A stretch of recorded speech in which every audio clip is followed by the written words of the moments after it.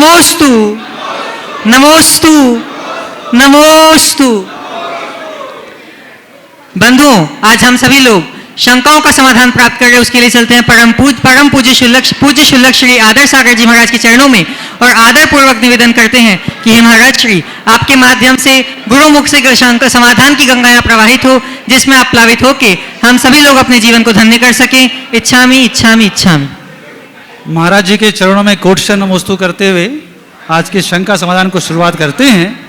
प्रथम प्रश्न के लिए मैं आवाज देता हूं प्रामाणिक छात्रावास कोटा से आए हुए पीसी जैन विनय जैन को। पूज्य गुरुदेव प्रमाण सागर जी महाराज के श्री चरणों में कोटि कोटि नमन वंदन। नमोस्तु नमोस्तु नमोस्तु। विराजमान महाराज निर्वेक सागर जी महाराज के चरणों में वंदन। नमोस्तु नमोस्तु नमोस्तु। विराजमान सभी शुल्लक महाराजों को इच्छामि इच्छामि इच्छामि। हे गुरुदेव, आपके प्रवचन, शंका समाधान और आपकी प्रेरणा ने न केवल जैन समाज बल्कि अभी तो संपूर्ण मानवता को एक नवीन दिशा दी है। जैनिज्म फर्स्ट, जैन धर्म सबसे आगे और जैन संस्कार और भी आगे। हम सबको इसी उद्देश्य के लिए संकल्पित होना है और मैं भी इसके लिए पूर्ण निष्ठा से संकल्पित हूँ। आपके अद्वितीय एवं विशाल चिंतन तथा अमूल्य मार्गदर्शन से गुणायतन जिनालय, साधना वस्तिका, अनुभव केंद्र, विद्या प्रमाण गुरुकुल जैसे अनेक पावन प्रकल्प साकार हुए हैं। ये केवल भवन नहीं बल्कि आध्यात्मिक जागरण और संस्कारों के आलोक स्तंभ हैं, जो धर्म, शिक्षा और आत्मोत्थान की दिव्य ध्वनि सी रोशनी प्रकाशित करेंगे। इसी प्रेरणा से मैं कोटा में प्रामाणिक छात्रावास स्थापित करने का प्रयास कर रहा हूँ। यह केवल छात्रावास ही नहीं बल्कि एक ऐसा केंद्र होगा जहाँ विद्यार्थियों को शिक्षा के साथ संस्कार, आत्मविकास का आधार मिलेगा। और मेरा संकल्प है कि एक ऐसा स्थान, आदर्श स्थान बनाऊं जहाँ ज्ञान, धर्म और अनुशासन की त्रिवेणी का संगम हो। हे गुरुदेव, मैं अपने आप को, स्वयं को परम सौभाग्यशाली मानता हूँ कि मुझे आपका आशीर्वाद प्राप्त हुआ। आपकी करुणा भरी दृष्टि मुझ पर सदा बनी रहे, जिससे मैं इस संकल्प को पूरी तरह कर पाऊँ और निरंतर आगे बढ़ता रहूँ। नमोस्तु नमोस्तु नमोस्तु। बहुत अच्छा प्रस्ताव आपने रखा। एक अच्छा कार्य है। कोटा शिक्षा का एक बड़ा केंद्र है और देश विदेश से बच्चे वहाँ अध्ययन के लिए आते हैं। जो बच्चे वहाँ आते हैं उनको अध्ययन के लिए छात्रावास की ज़रूरत है। आपने वो काम किया। यद्यपि वहाँ पहले से भी अनेक छात्रावास है, सामाजिक स्तर पर भी छात्रावास है। आपने जो ये भाव जगाया है बहुत प्रशंसनीय कार्य है। मेरा बहुत बहुत आशीर्वाद है, इसे आगे बढ़ाएं। परम पूज्य आचार्य गुरुवर श्री विद्यासागर जी महाराज साहब की जय। परम पूज्य गुरुवर श्री प्रमाण सागर जी महाराज साहब की जय। परम पूज्य सीधे सवाल कर लीजिए, सीधे सवाल कर लीजिए। ओके। सभी साधारण जैन कोटा के हृदय में स्थित प्रामाणिक छात्रावास 10वीं, 11वीं, 12वीं द्वारा में अध्ययन कर रहे बच्चों के लिए एक अत्याधुनिक छात्रावास है, जो एलन व अन्य कोचिंग संस्थानों के बिल्कुल नज़दीक है। ये संस्थान शिक्षा के उत्कृष्ट संसाधनों तक आसान पहुंच प्रदान करते हैं, जहां से अधिकतम बच्चे आईआईटी व मेडिकल में एडमिशन प्राप्त करते हैं। प्रामाणिक छात्रावास छात्रों की सुरक्षा को सर्वोच्च प्राथमिकता प्रदान करता है। वे बच्चे जो भी 18 वर्ष से भी कम आयु के हैं, उन्हें हम पूज्य महाराज साहब की प्रेरणा से सुरक्षित, पोषणकारी और वातावरण प्रदान करते हैं, जो अकादमिक उत्कृष्टता को बढ़ावा देता है। छात्रावास पूर्ण वातानुकूलित, attach toilet, geyser, generator, RO आदि से सुसज्जित है। 24 घंटे बिजली, पानी और उत्तम गुणवत्तापूर्ण भोजन, सूर्यास्त से पूर्व भोजन भी उपलब्ध रहता है। अध्ययन के लिए शांत व अनुकूल वातावरण भी प्रदान करता है। हमारा प्रयास है कि सभी प्रवेश लेने वाले बच्चों अपने धार्मिक संस्कारों की रक्षा करते हुए अध्ययन कर अपने ऊंचे लक्ष्य को प्राप्त करें और अपने समाज व देश की प्रगति में योगदान दें। मैं आज पूज्य गुरुदेव के चरणों में इसलिए उपस्थित हुआ हूँ कि वे प्रामाणिक छात्रावास में अध्ययन करें, छात्रों को आशीर्वाद प्रदान करें। हमें विश्वास है कि गुरुदेव की कृपा से अध्ययनरत छात्र अपने जीवन में सफलता प्राप्त कर अपने परिवार, समाज व देश सेवा में सकारात्मक योगदान देंगे। नमोस्तु भगवान, नमोस्तु भगवान, नमोस्तु। Next doctor Nishi Godha. मंचासीन मुनिराजों के चरणों में कोटि से नमन। शुल्लक जी के चरणों में इच्छा में। हे गुरुवर, एक जिज्ञासा है कि पूरे शरीर में आत्मा व्याप्त है, और ऐसा पढ़ा है कि वो अखंड है, पूरे शरीर में व्याप्त होती है। पर जब असाता का उदय आता है तो पीड़ा पूरे शरीर में होती है, कभी किसी अंग में होती है, विशेष अंग में होती है। तो वो जो अंग में होती है पीड़ा, वहाँ से वो आत्मा जाननहार है, तो वो ऐसे कैसे जान पाता है कि इस वाले में हुई या कैसे? ये चीज़ कभी समझ नहीं आ पाई कि कैसे पता करते हैं। बहुत अच्छा सवाल। हमारे आत्मा के स्थिति संपूर्ण शरीर में है, सर्व शरीर अब व्यापी है आत्मा। आपका सवाल बिल्कुल सही है कि शरीर के अंग विशेष में होने वाली पीड़ा, उसका संवेदन अंग विशेष तक ही क्यों होता? यदि आत्मा सर्वत्र व्यापी है तो संवेदना अंग विशेष की ही क्यों? देखिए, आत्मा अलग चीज है, शरीर अलग चीज है ना। शरीर है आत्मा का एक आधार, जिसके अंदर आत्मा है। आत्मा उसमें व्याप्त होकर अपना काम कर रहा है। ये जो पीड़ा और ये वेदना है शरीर की, और उसका संवेदन कौन कर रहा है? आत्मा। इसे ऐसे समझे जैसे वायर है, इसमें पावर है, तो वायर तो है शरीर और पावर है आत्मा, ठीक। लेकिन पूरे वायर में स्पार्किंग कहाँ होती? जहाँ डिफ़ॉल्ट होता है। तो ये जो हमारे शरीर की वेदना, वो एक प्रकार की स्पार्किंग है। मान लीजिए किसी को कहीं भी कोई वेदना, कोई पीड़ा या कष्ट हो रही है,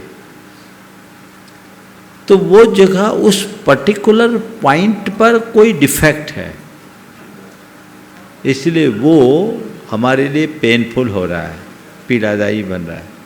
आत्मा उसका संवेदन कर रहा है, क्योंकि संपूर्ण शरीर अखंड है। दर्द इस उंगली में है, संवेदन आत्मा कर रहा है कि इस उंगली में दर्द है। अब यहाँ दर्द क्यों है? हो सकता है ब्लड सर्कुलेशन में कोई कमी हो सकता है किसी प्रकार का इन्फ्लेमेशन हो सकता है और कोई इन्फेक्शन हो, कोई भी कारण हो सकता है। तो इतनी जगह है ना, तो स्पार्किंग यही हो रही, इसको हमने ठीक कर दिया, मामला ठीक हो गया। ये अखंड है, इसलिए इसका संवेदन यहाँ से हो रहा है। इसे ऐसा समझ। अयांश जैन जो सुभाष जी काला के पुत्र हैं, इसके बाद तैयार रहेंगे अरविंद कुमार जैन। अयांश कौन? महाराज जी के श्री चरणों में कोटि कोटि बार नमस्तु। महाराज जी, मेरा प्रश्न है, आचार्य श्री ने एक हाइकू दिया था, ना मत कहो हाँ की कुव्वत देखो दंग रह जाओगे। आज के परिप्रेक्ष्य में इस हाइकू का हम कैसे उपयोग करें और कैसे हम अपने प्रोफेशनल लाइफ में इसको ना मत कहो हाँ की कुव्वत देखो, यदि हाँ की कुव्वत नहीं है तो ना कैसे ना कहें? ना मत कहो हाँ की कुव्वत देखो दंग रह जाओगे। गुरुदेव के जितने भी हाइकू हैं वे अलग अलग संदर्भ में अपना अलग अलग अर्थ दिए हुए। ये हाइकू गुरुदेव ने पंचकलानक में कुंडलपुर में बोला 12 तारीख को। वहाँ लोग थोड़े घबरा रहे थे कि इतने 60 नोटिस में पंचकलानक कैसे होगा, इतना बड़ा आयोजन। और गुरुदेव ने कहा, देख गुरु की बात अगर सामने हो तो वहाँ ना मत करो, एक बार गुरु के सामने हाँ कर लो, देखो क्या होगा, दंग रह जाओगे। गुरु के सामने कभी ना मत करना। गुरु के सामने जो वो कहे वहाँ हाँ कहना।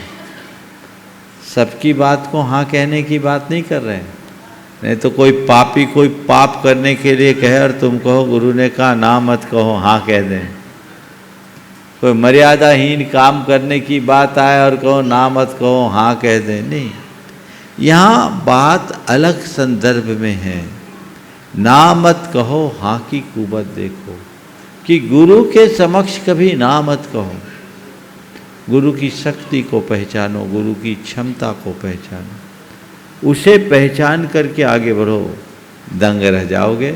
और सारी दुनिया दंग रह गई जब लोगों ने हाँ की कुव्वत देखी। ये संदर्भ है। सुनील मोनिका निवास, वर्धमान नगर। मुनि श्री के चरणों में 3 बार नमस्तु, छुल्लक जी के चरणों में इच्छामी। गुरु चरण आपके पड़े वर्धमान नगर में, वर्धमान नगर का सौभाग्य था जो आपके चरण पड़े। आपको कोटि कोटि नमन, कोटि कोटि वंदन, कोटि कोटि आभार वर्धमान नगर की ओर से, मेरे परिवार की लिबास गारमेंट की ओर से। प्रश्न करेंगी श्रीमती मोनिका। नमोस्तु गुरुदेव। गुरुदेव, मेरा प्रश्न है कि पहले के समय में हमारी दादी और नानी के समय पर किसी भी श्रावक से कहा जाता था कि आप झूठ बोल दो तो उससे आपका जो किसी भी प्रकरण में तो आपका काम बन जाएगा। तो वो श्रावक बोलता था कि नहीं, मेरे को अपना परिवार चलाना है और भगवान को अपना चेहरा दिखाना है, तो मैं झूठ नहीं बोल सकता। उसी के अपोजिट आज के समय में किसी से कहा जाता है कि आप सच बोल दो, सत्य बात बोलो तो आपका काम बन जाएगा। तो वो श्रावक बोलता है कि नहीं, मेरा व्यापार तो बिना मायाचार्य झूठ के चल ही नहीं सकता और मैं अपना परिवार कैसे चलाऊंगा। तो महाराज जी, मेरा शंका यह है कि ये युग का परिवर्तन है या कुछ अन्य। देखिए, बहुत ही अच्छी बात आपने रखी।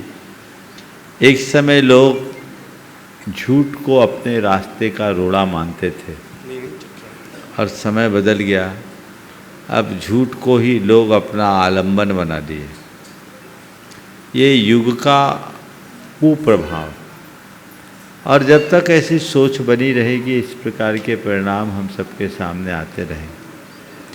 सत्य के प्रति निष्ठा पहले प्रबल थी, दिनों दिन सत्य निष्ठा कम होते जा रही, और सत्य निष्ठा ज्यों ज्यों कम होती है, झूठ के प्रति लोगों का लगाव उतना बढ़ता जा रहा है। आज झूठ का खुल्लम खुल्ला प्रभाव लोगों के साथ दिख रहा है। पहले लोग परमार्थ से जुड़े थे, अब स्वार्थ से जुड़ गए हैं, और जहाँ स्वार्थ रहता है वहाँ सत्य नहीं पड़ता। नमोस्तु गुरुदेव, नमोस्तु नमोस्तु। अगला भास्वत बड़कुल, और इनके बाद तैयार रहेंगे राजेश कुमार जैन, किरण फाउंडेशन। नमोस्तु महाराज जी, सभी महाराज के चरणों में कोटि कोटि नमोस्तु। महाराज जी, मेरा प्रश्न ये है, हमारी कॉलोनी में सबके भव्य घर बने हुए हैं, लेकिन जिनालय जो है बहुत अति छोटा बोल सकते हैं, तो इससे हम सबको क्या पाप है? और हम सबकी इच्छा होते हुए भी वो चीज़ नहीं हो पा रही है, तो हम ऐसा क्या प्रयास करें? आपका आशीष प्रदान करें। बहुत ही गंभीर सवाल आपने खड़ा किया। किसी हाँ, मैं आप सबकी पीड़ा समझ रहा हूँ, और मुझे लग रहा है कि कुछ पुण्योदय उछाल मारने वाला है।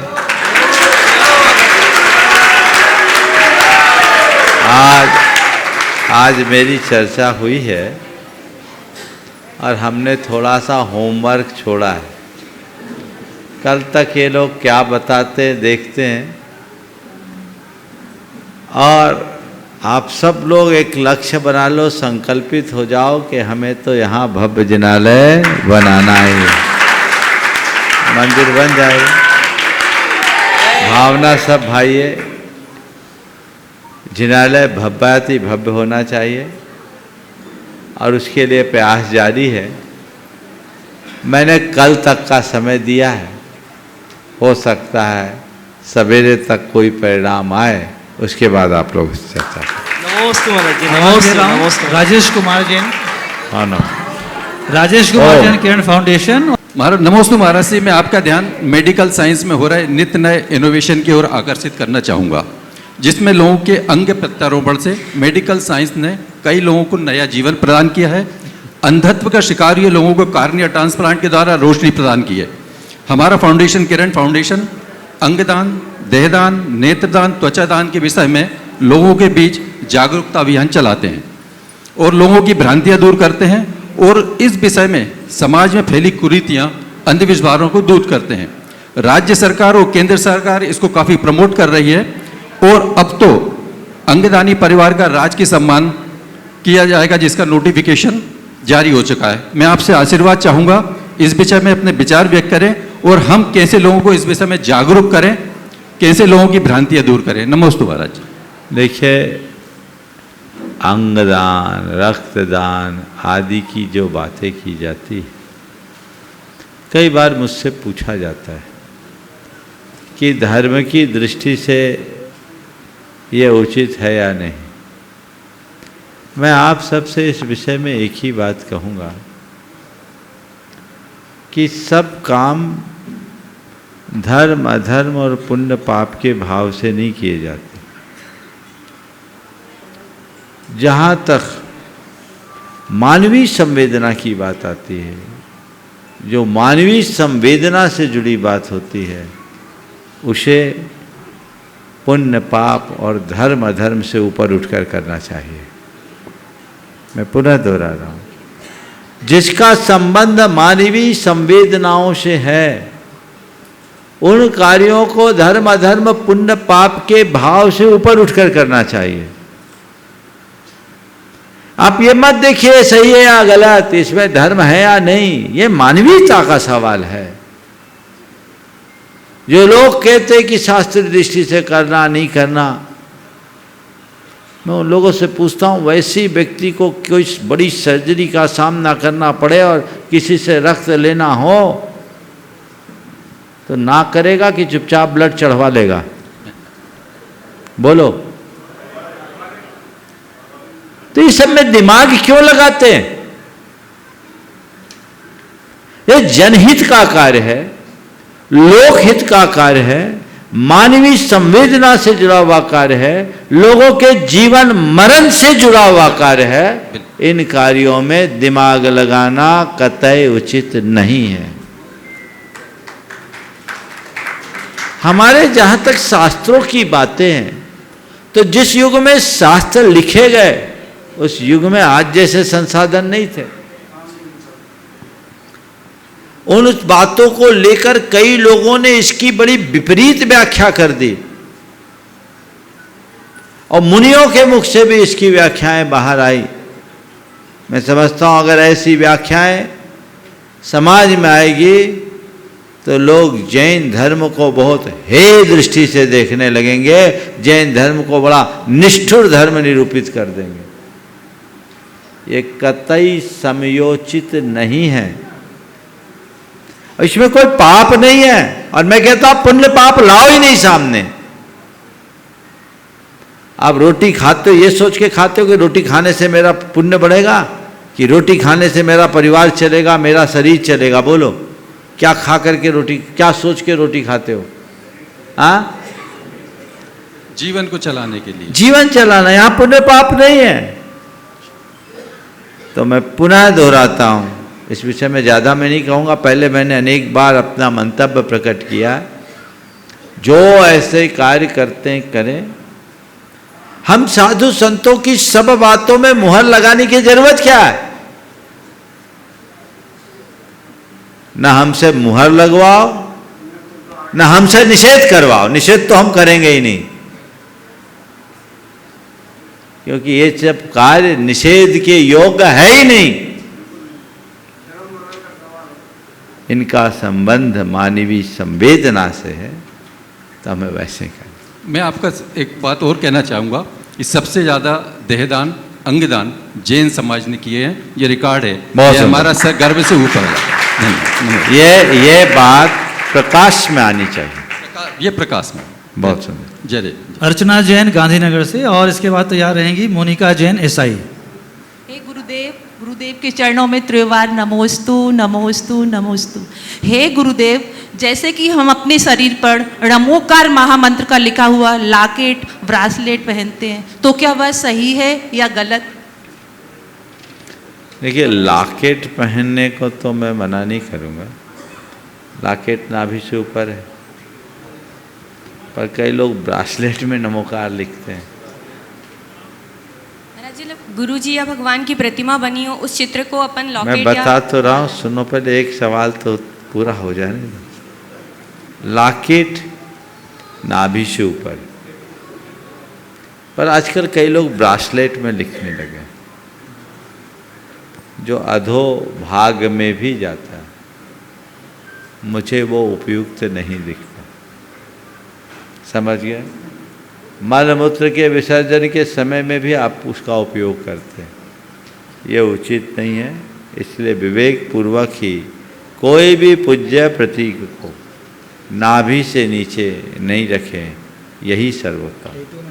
हाँ, टेटू नमोकार का महाराज जी अच्छी एक बात आपसे ही सवाल है। आप सुबह प्रवचन में होते हैं, फिर आहार में होते हैं, फिर सुबह दोपहर में भी क्लास लेते हैं, शाम को शंका समाधान और आपका स्वाध्याय, फिर आप 4 बातें कब लिखते हैं? आप अपने लिए समय का सामंजस्य कैसे करते हैं? आप हमको भी और बच्चों को भी समय का सामंजस्य का सूत्र दीजिए।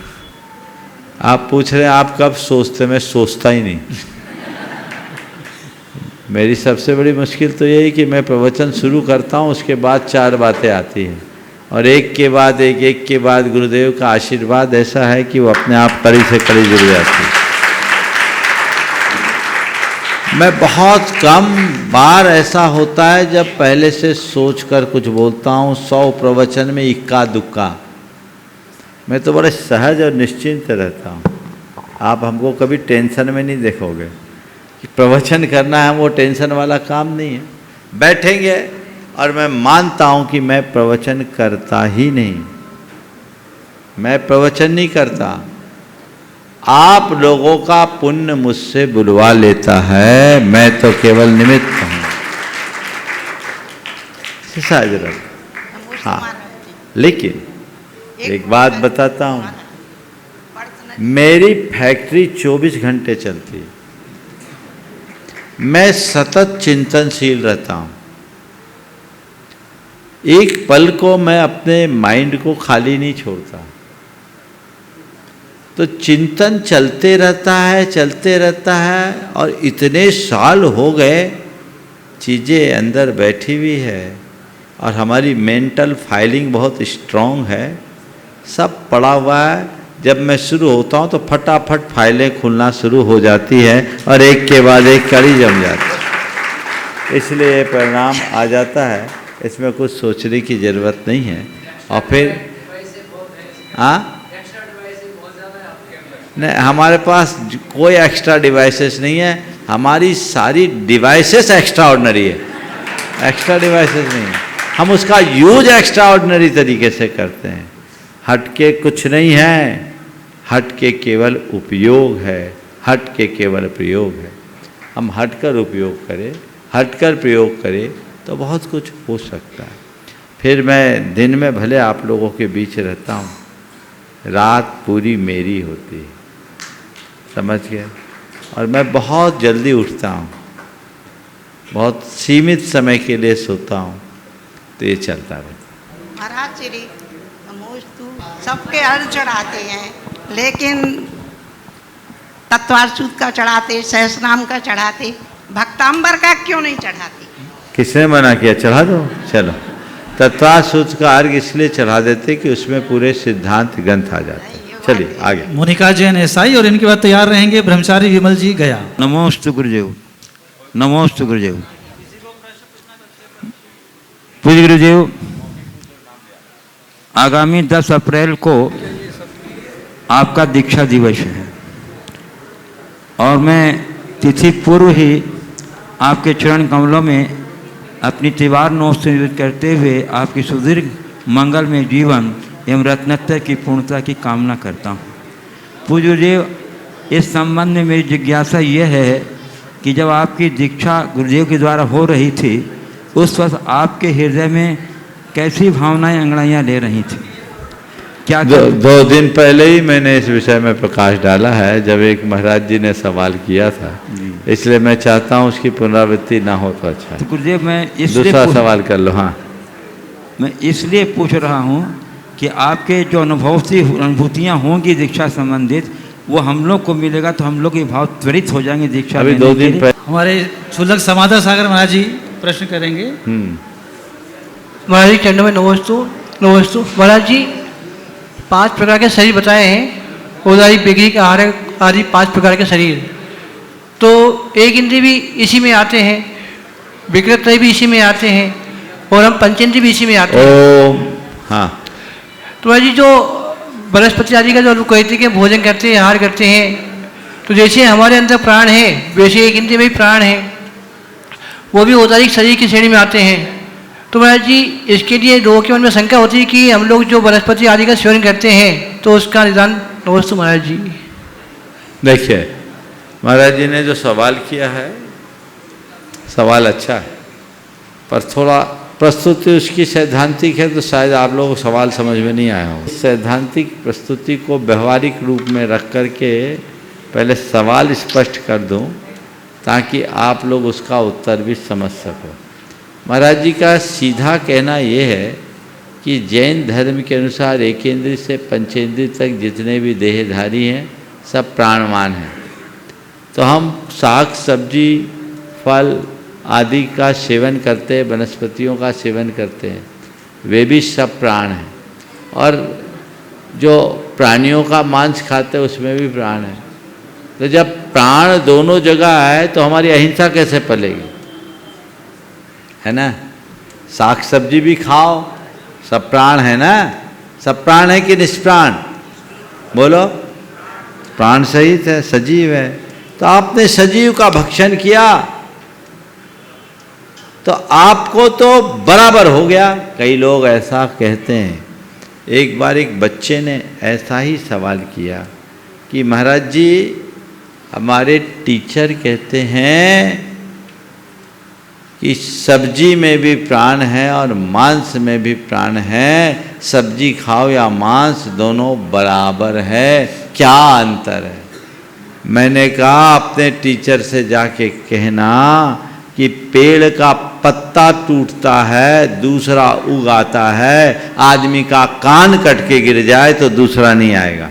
आएगा क्या, बोलो। कान कट जाए दोबारा कान उगेगा क्या। तो वनस्पति में और प्राणी में बड़ा अंतर है। वनस्पति एकेंद्रीय होते हैं, उनका जीवन चक्र बहुत छोटा होता है। प्राणी पंचेंद्रीय है, उसमें प्राण अधिक है। जो प्राणियों का सेवन लोग करते हैं उसके 10 प्राण हैं। इसका जीवन चक्र लंबा है और इसके शरीर में इसके आश्रित अन्य अनंत जीव और होते हैं। इसलिए प्लांट लाइफ और एनिमल लाइफ को समान कभी मत गिनना। वो हमारे ग्रहण करने के योग्य है और इसको ग्रहण के अयोग्य बताया है, ऐसा समझना चाहिए। और वो ऐसे हैं उनमें जिन्हें ना हम खा सकते हैं ना पचा सकते हैं, उनसे उनका विघात नहीं होता। पर प्राणियों का तो पूरी तरह विघात होता है। पेड़ से पत्ती तोड़ो, फल तोड़ो, पेड़ को कोई नुकसान नहीं होगा, पर किसी प्राणी का एक अंग काट लो वो बहुत तकलीफ में रहेगा। इसलिए दोनों व्यवस्थाओं को देखकर समझकर चलना चाहिए। निवेदन करता हूँ पूज्य शुल्क चिद्रूप सागर महाराज जी से। पूज्य मुनिश्री के चरणों में नमोस्तु। महाराज जी, जो जैसे गांव से कोई मंदिर की प्रतिमा जी शहर में स्थापित होती है, तो जो मंदिर गांव का होता है उसके स्थान का क्या उपयोग होना चाहिए, और जो डिसमेंटल करते हैं मंदिर को तो उसके मटेरियल का उपयोग कहाँ होना चाहिए और कहाँ नहीं होना चाहिए। नमोस्तु महाराज। गांव से शहरों की ओर यदि कोई मंदिर शिफ्ट होता है तो उसका प्रयोग स्वरूप क्या होना चाहिए और उसकी सामग्री का क्या उपयोग होना चाहिए, यही पूछ रहे ना। देखिए, गांव से अगर पहली बात प्रयास तो ये होना चाहिए कि गांव से मंदिर शिफ्ट ही ना हो। कदाचित शिफ्ट हो तो लोगों को चाहिए कि वे अपना नाम मंदिर उजाड़ने वालों में न रखवाकर मंदिर बनाने वालों में रखे। गांव से जो मंदिर हटाना पड़ रहा है वे शहर में अपने द्रव्य से पूरा मंदिर बनाए, और वो मंदिर भी कैसी जगह बनाए जहाँ कोई नई कॉलोनी वगैरह बन रही हो वहाँ बना दे, या किसी तीर्थ क्षेत्र में बना दे, ताकि वहाँ पूजा अर्चा हो सके और पूरे समूह शरण को यहाँ ले आए। अब जो मंदिर के अन्य उपकरण हैं, जो उपयोग के योग्य हैं उपकरण, उनको तो आप मंदिर में ला सकते हैं, लेकिन वेदी आदि ऐसे जो जड़ उपकरण हैं उनका पुनः प्रयोग नहीं करना चाहिए। जिनका विसर्जन किया जाए उनका उपयोग नहीं करना। जैसे विसर्जन के बाद हम द्रव्य का स्पर्श नहीं करते, तो ऐसे एक जगह से कोई वेदी विसर्जित हो गई तो चलो वेदी बहुत सुंदर, यही की यही वेदी हम दूसरी जगह लगा दें, ये उपयुक्त नहीं है। ऐसी वेदी आदि सामग्री को विसर्जित किया जाता है, जल प्रवाह आदि कर सकते हैं, अथवा कहीं कोई संग्रहालय आदि है तो वहाँ उनको स्थान दिया जा सकता है। और जो मंदिर का स्थान था वो स्थान, अब मंदिर का जो पूज्य स्थान है एक बहुत बड़ी समस्या है, तो वहाँ ऐसा काम करना चाहिए जहाँ कोई पाप कभी ना हो। इस तरह का कोई उपक्रम वहाँ कर दे जिससे लोग पाप से बच सके। मैं अनेक बार ये सोचता हूँ और आप लोगों से कहा भी हूँ कि गाँव में जो शिखरबंद मंदिर है वो उजड़ने से बचे, वो हमारी धरोहर है, उसमें हमारा इतिहास छिपा है। कदाचित भगवान आप ले आओगे पर मंदिर का क्या करोगे, वो कल अनाचार का अड्डा न बन जाए। तो उसके लिए योजनाबद्ध तरीके से उन्हें सुरक्षित और सलामत रखने का प्रयत्न करना चाहिए। यही था ना? बुरा मटेरियल जो मंदिर से डिसमेंटल होता है उसे विसर्जित करना चाहिए। अगले प्रश्न के लिए निवेदन करेंगे पूज्य श्री स्वरूप सागर महाराज जी से। मुनिश्री के चरणों में बारंबार नमोस्तु। महाराज श्री, कई बार बच्चे और युवा जब साधुओं के संपर्क में आते हैं तो चीज़ें समझते हैं, कई बार अच्छे अच्छे नियम भी लेते हैं, लेकिन समस्या तब शुरू होती है जब वो विपरीत माहौल में जाते हैं। तो जो दृढ़ संकल्पी होते हैं वो तो संभाल लेते हैं, लेकिन जो थोड़ा जिनका संकल्प क्षमता कमज़ोर होती है वो कई बार डिगने लगते हैं। और ऐसे माहौल में कई ऐसे बच्चे भी या युवा उपस्थित होते हैं जो दूसरों को समझाने में बहुत एक्सपर्ट होते हैं, लेकिन ऐसे केसेस में वो ये देखते हैं कि उसकी पर्सनल लाइफ है, उसको जाने दो, जो करना है सो करे। तो ऐसे में जब हम किसी को गिरता हुआ देखते हैं तो हमारा क्या कर्तव्य होना चाहिए कि हम उसको संभालें। उस मौके पर वो उपस्थित है, वो उसको अच्छे से समझा सकता है, तो जो दूसरे को गिरते हुए देख रहा है उसका क्या कर्तव्य हो कि उसको समझाए ताकि उसका स्थिरीकरण हो सके। देखिए, स्वाभाविक है जब कोई चलता है तो गिरता है, पर यदि कोई गिरता दिखता है तो उसे गिरता है तो गिरने दो, ये बात ठीक नहीं। हमें अपनी क्षमता के अनुसार उसे स्थिरता प्रदान करने का भरसक प्रयत्न करना चाहिए। यथासंभव हमें उसे समझाने की कोशिश करनी चाहिए। यदि कोई मानसिक रूप से भटक रहा है, संगति के कारण भटक रहा है, तो हम उसे मोटिवेट करें, जिस प्रकार से संभव है उस प्रकार से उसे समझाने की कोशिश करें। क्या पता हमारी दो बात सामने वाले का पूरा जीवन बदल दे। तो इसलिए हमें कभी इसमें कोताही नहीं करनी चाहिए, बल्कि ऐसे लोगों को हमेशा साथ देने का प्रयत्न करना चाहिए। अगले प्रश्न के लिए आवाज देंगे दिगंबर जैन पंचायत कमेटी से मनोज वांगा जी। बोले परम पूज्य आचार्य भगवान श्री विद्यासागर जी महामुनि राज की, परम पूज्य आचार्य भगवान श्री समय सागर जी महामुनि राज की, परम पूज्य मुनि श्री प्रमाण सागर जी महामुनि राज की, परम पूज्य मुनि श्री निर्वेक सागर जी महामुनि राज की, परम पूज्य मुनि श्री संदान सागर जी महामुनि राज की, छुल्लक जी महाराज के चरणों में बारंबार इच्छामी। महाराज श्री, आपका प्रवास भोपाल में हमको बड़ा सौभाग्य से मिला है। योग बना पूज्य आचार्य भगवान की प्रथम समाधि दिवस मनाने का, उसके बाद पंच कल्याणक का, योग से महावीर जयंती का अवसर सामने है और हम सब सांसारिक प्राणियों के लिए, सामाजिक प्राणियों के लिए आपका दीक्षा दिवस भी पड़ रहा है महाराज श्री। तो पंचायत कमेटी ट्रस्ट और सकल जैन समाज भोपाल आपके चरणों में निवेदन करती है कि हम सबको मार्गदर्शन करें कि हम उस अवसर को कैसे समाज और जैनेतर समाज में भगवान महावीर के सिद्धांतों को कैसे ले जाएं। आपका सानिध्य और पूज्य विमल सागर जी महाराज का भी भोपाल की ओर प्रवास बिहार चल रहा है, उनका भी सानिध्य प्राप्त हो, ऐसी आपके चरणों में बारंबार प्रार्थना है। नमोस्तु महाराज जी, नमोस्तु। देखिए, महावीर जयंती हम सबके मध्य साल में एक बार आता, और महावीर जयंती एक अवसर है जैन धर्म को विश्व पटल पर प्रचारित करने का। आज से कुछ दिन पूर्व मैंने सारे देश को ये संदेश दिया था कि महावीर जयंती के दिन हम ऐसा कुछ करें ताकि उसके माध्यम से हम जैन धर्म की सार्वजनीन उपयोगिता को जन जन तक पहुंचा सके और उसी अनुरूप पूरे देश में लोग कार्यक्रम करें। हम अपने भगवान महावीर और उनके संदेशों को परंपरागत तरीके से केवल जुलूस जलसों तक सीमित न रखें।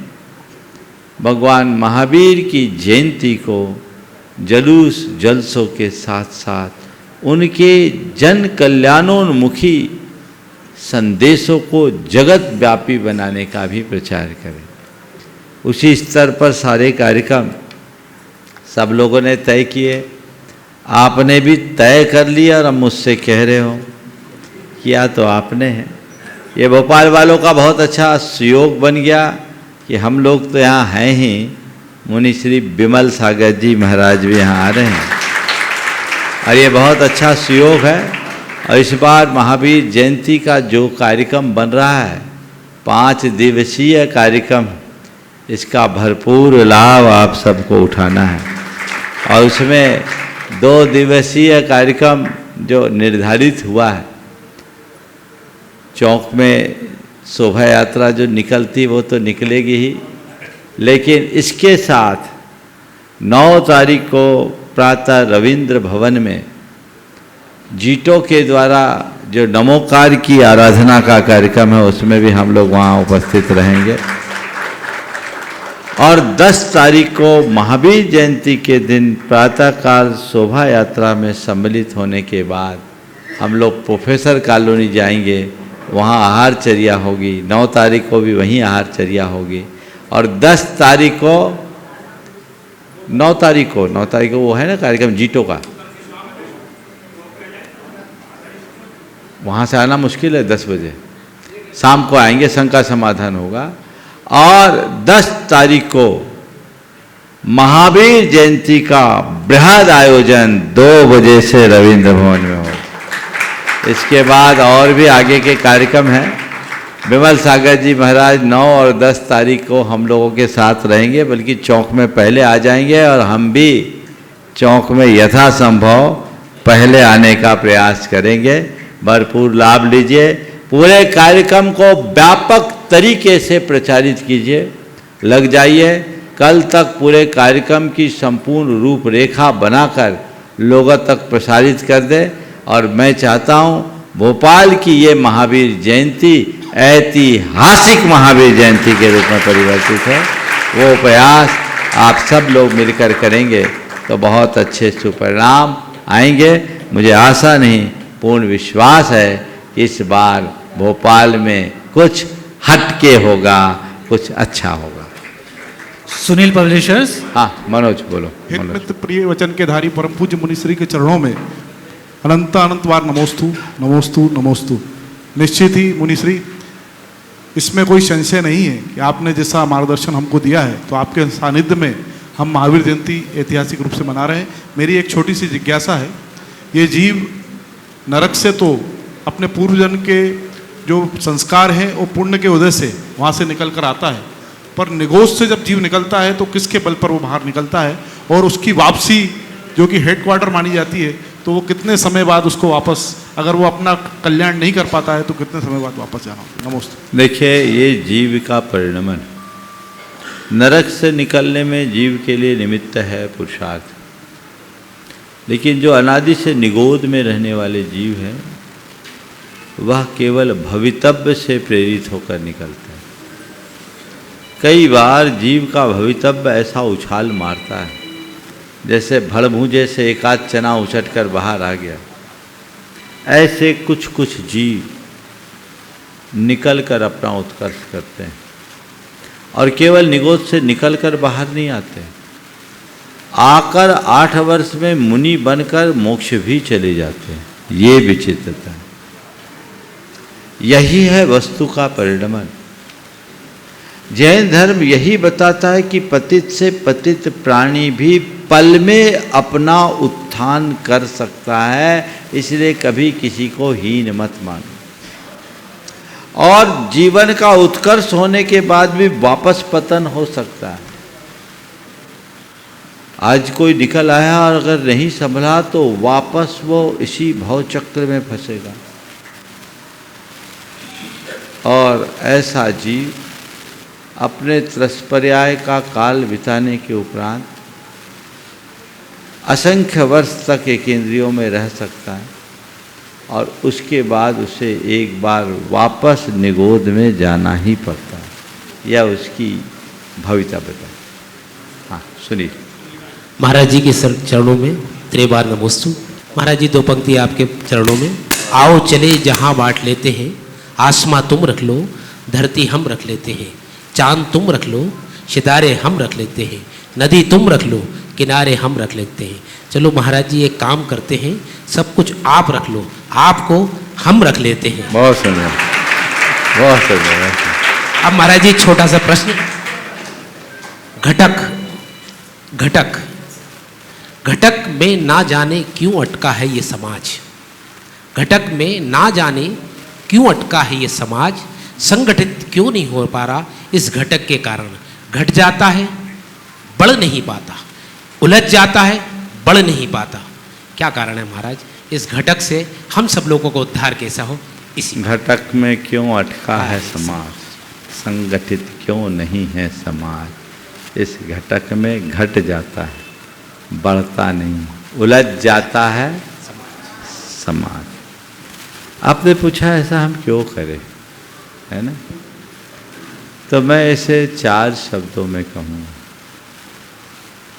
घटकना, अटकना, भटकना, चटकना। क्या हो गया? घटक, अटक, भटक, चटक। समझ गया? घटक जब अपने आप को घटक न मानकर जनक मानना शुरू कर लेता है तो वहीं वो अटक जाता है। अभिमान मनुष्य को अटकाता है, भटकाता है।